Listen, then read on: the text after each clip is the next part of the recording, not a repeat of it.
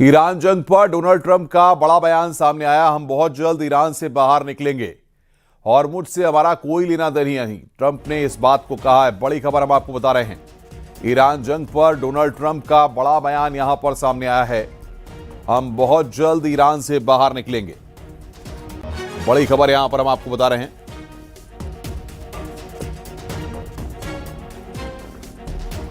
Iran जंग पर Donald Trump ने यहां पर बड़ा बयान दिया है।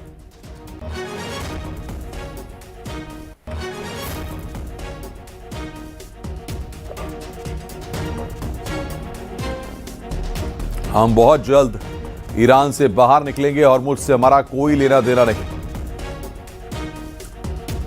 तो डोनाल्ड ट्रंप का बड़ा बयान यहां पर सामने आया है।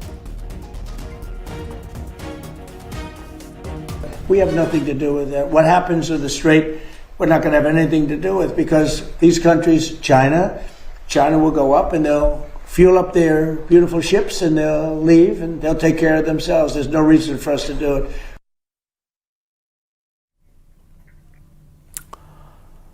ईरान जंग अब सिर्फ मिसाइलों और एयर स्ट्राइक तक सीमित नहीं रह गई है, बल्कि ये लड़ाई सीधे ईरान की सबसे बड़ी ताकत, उसके तेल और परमाणु संसाधनों को खत्म करने पर आ गई है।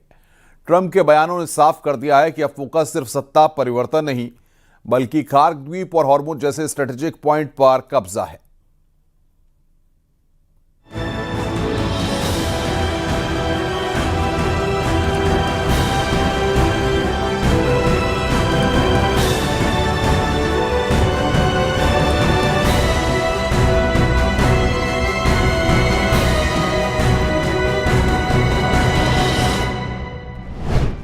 खार्क पर कब्जा करेंगे ट्रंप, लूटेंगे ईरान का ऑयल एटीएम। भीषण युद्ध के बीच ट्रंप ने अचानक अपने टारगेट बदलना शुरू कर दिए हैं। ट्रंप को लगता है कि ईरान से सस्ता परिवर्तन करना मुश्किल है, जैसा कि इजराइल ने उन्हें भरोसा दिलाया था। लेकिन अब स्थिति तेजी से बदल रही है। देखिए ट्रंप खार्क और हॉर्मुज को लेकर क्या क्या दावे और सपने देख रहे हैं। खार्क द्वीप को ईरान का ऑयल एटीएम कहा जाता है।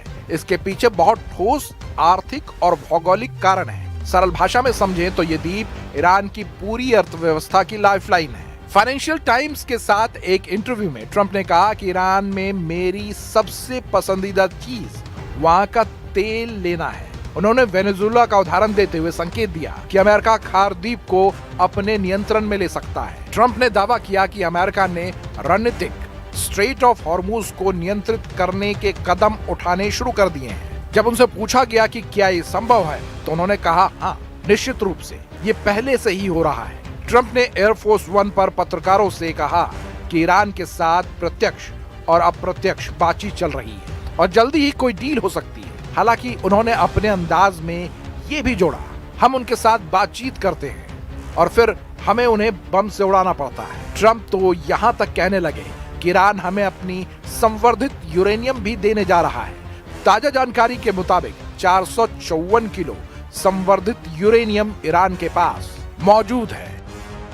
The upcoming days will be decisive. Iran knows that, and there's almost nothing they can militarily do about it. Yes, they will still shoot some missiles, but we will shoot them down. Of note, the last 24 hours saw the lowest number of enemy missiles and drones fired by Iran. अब जंग में दो मोर्चों पर are पार की जंग शुरू हो चुकी है। पहला है ईरान का एटमी ठिकाना और दूसरा है खार्क द्वीप, जिस पर अमेरिका हर हाल में कब्जा चाहता है।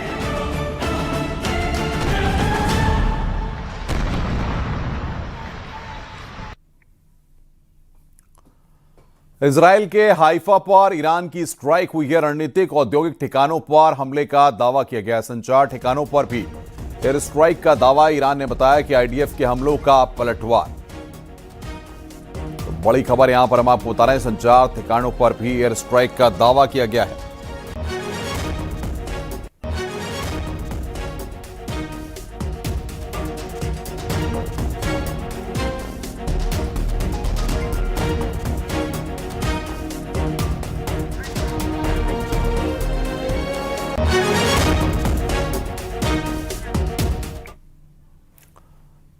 ईरान लगातार इजराइल पर बमों और मिसाइलों की बरसात कर रहा है। इजराइल के कई शहर हैं जो इस वक्त जंग की मार झेल रहे हैं और इमारतें खंडर बन रही हैं। देखिए, जंग के बीच से न्यूज 18 संवाददाता और रिफत अब्दुल्ला की ये रिपोर्ट।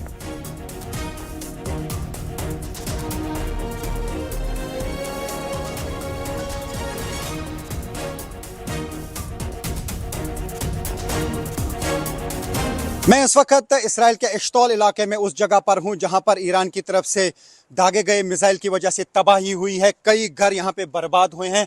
मैं एक घर के अंदर जाने की कोशिश करूंगा और आपको दिखाऊंगा कि घरों के अंदर का यहां पे क्या हाल है। जहां पर ईरान की तरफ से मिसाइल दागे जाते हैं वहाँ पे किस तरीके का हाल हो जाता है वो मैं दिखाने की कोशिश करूँगा। ये एक घर है जो पूरी तरह से बर्बाद हुआ है।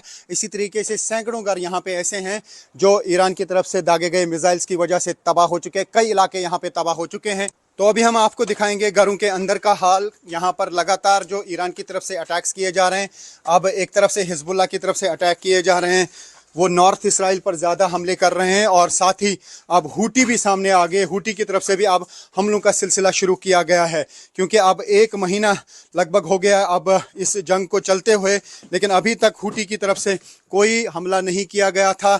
यमन की तरफ से मिसाइल और ड्रोन्स नहीं आते थे, लेकिन अब देख पा रहे हैं हम कि अभी तक कई अटैक्स जो हैं अब हुटीज़ की तरफ से भी किए गए। एक ड्रोन अटैक किया गया, हालांकि इस्राएली फोर्सेस का दावा है कि उसको जो है इंटरसेप्ट किया गया, लेकिन अटैक्स का सिलसिला वहाँ यमन की तरफ से भी शुरू हुए हैं। ख़ासतौर से यमन की तरफ से जो अटैक किए जा रहे हैं वो साउथ इसराइल पे किए जा रहे हैं। जो हिजबुल्लाह की तरफ से अटैक किए जा रहे हैं वो नॉर्थ इसराइल में किए जा रहे हैं और ईरान की तरफ से पूरे इसराइल पे अटैक्स का सिलसिला जारी है। जगह जगह पे ये हालात अब हमको देखने को मिल रहे हैं, चाहे वो डिमोना का एरिया हो, अराद का एरिया हो या बेत शेमिश का एरिया हो, बीर शेवा का एरिया हो, टेल अवीव के एरियाज़ हों, वहाँ पर इसी तरीके के हालात हम देख पा रहे हैं। और मैं आपको दिखाने की कोशिश करूंगा कि इस घर के साथ साथ जो है बाकी एरियाज़ में क्या तबाही हुई है। और न्यूज़ 18 इंडिया की टीम लगातार युद्ध क्षेत्र में है, रियल ग्राउंड ज़ीरो पर, और दिखा रहे हैं वो जगह हैं जहां पर ईरान की तरफ से दागे गए बैलिस्टिक मिसाइल्स की वजह से तबाही हो जाती है। हम हर उस स्पॉट पे जाने की कोशिश करते हैं जहां पे ईरान की तरफ से जो मिसाइल अटैक किया जाता है, जो यहाँ पे तबाही होती है, या हिजबुल्लाह की तरफ से जो अटैक्स का सिलसिला जारी है। हम कोशिश करते हैं वो सारी जगहें आपको दिखाने की कि क्या हालात हैं यहाँ पे, क्योंकि युद्ध क्षेत्र में हमारी कोशिश यही रहती है कि दर्शकों तक वो बात पहुँचे या वो हालात पहुँचे जो यहाँ के असल हालात हैं। और असल हालात इन्हीं विजुअल्स के ज़रिए आप देख सकते हैं और उनका अंदाज़ा लगा सकते हैं कि यहाँ पे क्या कुछ हो रहा है। मिसाइल अटैक की वजह से घरों की क्या तबाही हो रही है। काफ़ी सारे लोग जो हैं अब इसराइल में भी बेघर हो चुके हैं, ख़ासतौर से वो एरियाज़ जहाँ पे ज़्यादा तबाही हुई है। ये देख सकते हैं आप इस घर का हाल क्या हुआ है और न्यूज़ 18 इंडिया यहाँ पे लगातार बनी हुई है। एक तरफ अमेरिका ऑपरेशन एपिक फ्यूरी के जरिए ईरान को पूरी तरह कमजोर करने का दावा कर रहा है, वहीं दूसरी तरफ ईरान खुली चेतावनी दे रहा है कि यह जंग अब समंदर से जमीन तक खूनी रूप ले सकती है। व्हाइट हाउस साफ कह रहा है कि इस ऑपरेशन के बाद ईरान में अब अमेरिका या उसके सहयोगियों को धमकी देने की ताकत नहीं बचेगी, लेकिन जमीनी हालात कुछ और ही कहानी बयां कर रहे हैं।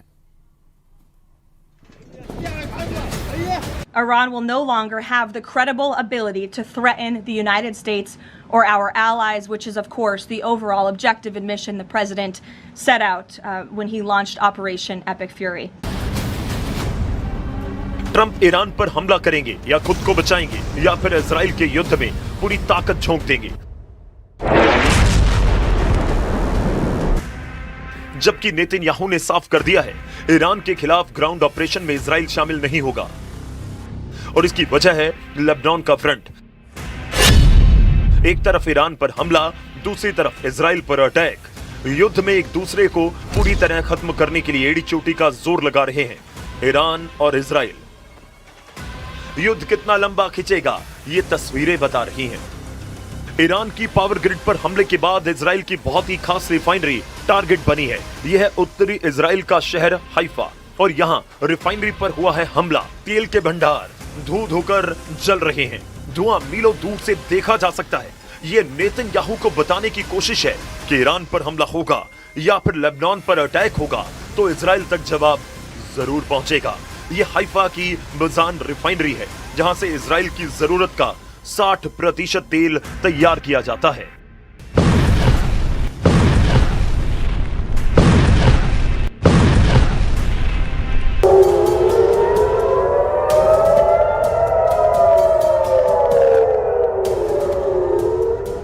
इजराइल की सरकार का दावा है कि हाइफा की रिफाइनरी को ज्यादा नुकसान नहीं पहुंचा और तेल की सप्लाई पर कोई असर नहीं पड़ेगा।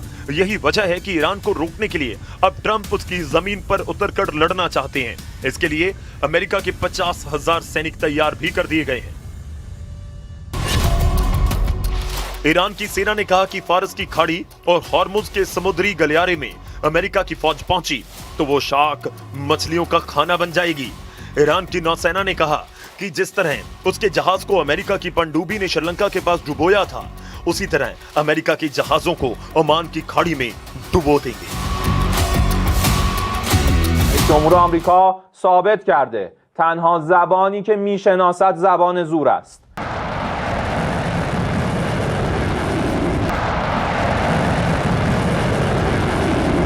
ईरान के सामने इस वक्त उसका दक्षिण का फ्रंट बहुत ज्यादा खतरनाक बन चुका है। यहां अमेरिकी फौज का उतरना ऐसा ऑपरेशन होगा जिसमें खून दोनों तरफ से बहेगा। इस बात की गारंटी डोनाल्ड ट्रंप और ईरान दोनों तरफ से दी जा रही है, लेकिन ईरान की वार्निंग ऐसी है जिसे ट्रंप और उनके कमांडरों को बहुत ही गंभीरता से लेना होगा।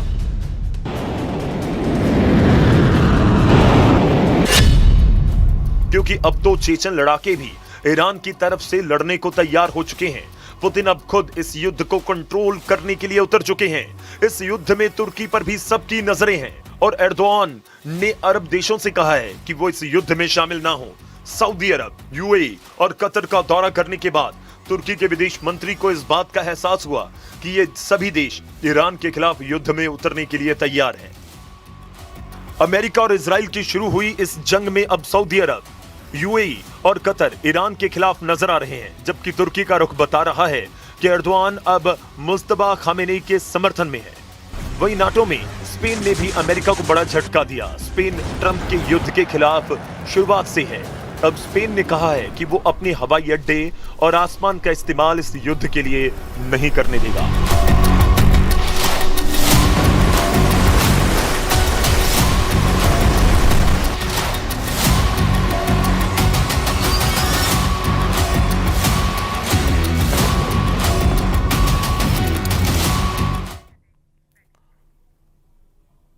अमेरिका और इजराइल के लिए ईरान पर विजय पाना मुश्किल लग रहा है। जहां अमेरिका के बंकर बस्टर बम भी नाकाम साबित हो रहे हैं, वहीं दावा किया जा रहा है कि ईरान के पास इतनी मिसाइल पावर है कि अगले 2 साल तक अमेरिका के लिए उसे हरा पाना आसान नहीं है।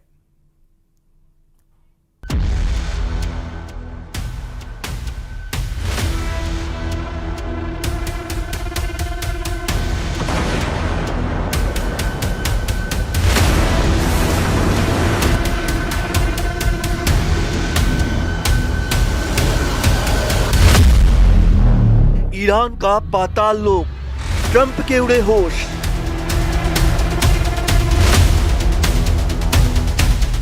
अगले 2 साल तक अमेरिका से लड़ सकता है ईरान।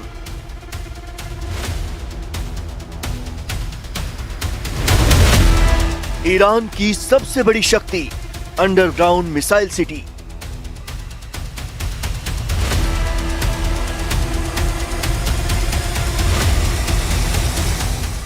एक महीने से अमेरिका और इजराइल ईरान पर लगातार हमले कर रहे हैं।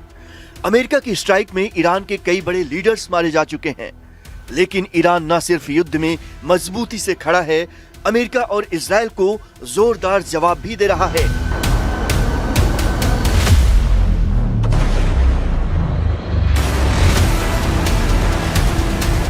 इसकी सबसे बड़ी वजह है ईरान की मिसाइल पावर। ईरान की सबसे बड़ी ताकत उसकी मिसाइलें हैं। दावा किया जाता है कि ईरान ने ऐसी मिसाइलें बना ली हैं जो 4,500 किलोमीटर तक प्रहार करने की क्षमता रखती हैं। इससे भी बड़ी बात यह है कि ईरान ने एक पूरी की पूरी मिसाइल सिटी बसा ली है, जिसे चाहकर भी अमेरिका और इजराइल के लिए खत्म कर पाना संभव नहीं लगता, क्योंकि ईरान का ये मिसाइल लोक धरती से करीब 500 मीटर नीचे है, जबकि अमेरिका के सबसे शक्तिशाली बंकर बस्टर बम GBU-57 भी जमीन के अंदर अधिक से अधिक 60 मीटर तक भेदने की क्षमता रखते हैं।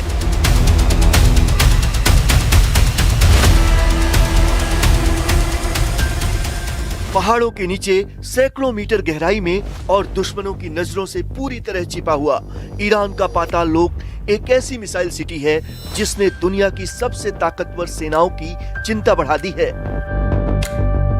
रिपोर्ट्स के मुताबिक ईरान ने अपने मिसाइल लॉन्च सिस्टम को लगभग 1400 फीट यानी करीब 400 से 500 मीटर से ज्यादा गहराई में तैनात किया है। ये सुरंगें जाग्रोस पर्वतमाला की ठोस चट्टानों के भीतर बनाई गई हैं, जो खुद एक प्राकृतिक कवच का काम करती हैं। ये कोई साधारण बंकर नहीं, इन सुरंगों के अंदर सबवे की तरह रेल नेटवर्क बिछा है, यानी मिसाइलें एक जगह से दूसरी जगह तेजी से शिफ्ट हो सकती हैं और दुश्मन के लिए सटीक निशाना लगाना लगभग नामुमकिन हो जाता है। ईरान के पास ऐसे कई मिसाइल ठिकाने हैं जहां मिसाइलें रेडी टू फायर मोड में रहती हैं। यज़्द अंडरग्राउंड कॉम्प्लेक्स लगभग 500 मीटर गहराई में बना हाईटेक बेस है, जहां से हाइपरसोनिक मिसाइल लॉन्च की जा सकती हैं। केशम द्वीप बेस ईरानी नौसैनिक मिसाइल और ड्रोन ऑपरेशन का एक अहम केंद्र बन चुका है। यहाँ से एंटी शिप क्रूज मिसाइलें दागी जा सकती हैं। यहाँ से ईरानी फौज हॉर्मुज स्ट्रेट पर नजर रखती है। कोनेश कैनियन साइट ये करमानशाह क्षेत्र में मौजूद सुरंगों का जाल है, जहाँ कयाम 1 और फतेह जैसी मिसाइलें तैनात हैं। इमाम जावेद बेस ये बेस मोबाइल लॉन्चर सिस्टम के लिए विकसित किया गया है और ये बैलिस्टिक और हाइपरसोनिक मिसाइलों से लैस है। ईरान की इस मिसाइल सिटी की सबसे बड़ी ताकत है उसकी सेकंड स्ट्राइक कैपेबिलिटी, यानी अगर हमला ऊपर से भी हो जाए तो भी अंदर छिपी मिसाइलें सुरक्षित रहेंगी और दुश्मन पर पलटवार किया जा सकता है। एक रिपोर्ट के मुताबिक अमेरिका ने ईरान के मिसाइल और एनर्जी नेटवर्क पर हमले की चेतावनी दी है, लेकिन ये अंडरग्राउंड ठिकाने सैन्य विकल्पों को बेहद कठिन बना रहे हैं। यानी साफ है, ईरान ने जमीन के नीचे ऐसी अदृश्य ताकत तैयार कर ली है जिसे खत्म करना आसान नहीं। ये ईरान का ऐसा पाताल लोक है जहां दुश्मन के लिए पहुंचना करीब करीब नामुमकिन है।